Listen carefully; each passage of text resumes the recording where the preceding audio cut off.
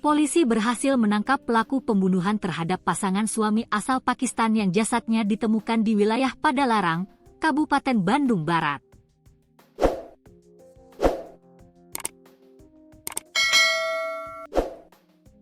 Sudah diamankan, kata Kasat Reskrim Polres Bogor AKP Anggi Eko Prasetyo dikonfirmasi wartawan, Selasa, 3 Maret 2026.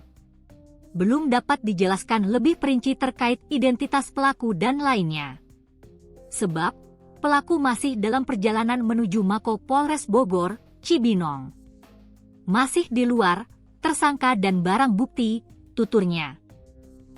Diberitakan sebelumnya, sepasang suami istri asal Pakistan bernama Muhammad Afzal, 56, dan Firza Afzal, 47, diduga menjadi korban pembunuhan di wilayah Kecamatan Cisarua, Kabupaten Bogor. Jasad keduanya ditemukan berada dalam mobil di wilayah Padalarang, Kabupaten Bandung Barat. Keduanya diduga menjadi korban pembunuhan di kediamannya. Dari hasil penyelidikan, polisi mengantongi identitas pelaku dan dalam pengejaran. Berdasarkan serangkaian penyelidikan, kami sudah mendapatkan identitas terduga pelaku.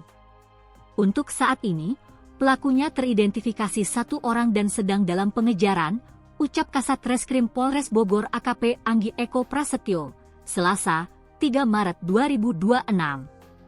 Sebelumnya, misteri kematian pasangan suami istri, Pasutri, asal Pakistan, Muhammad Afzal, 56, dan Firza Afzal, mulai menemui titik terang.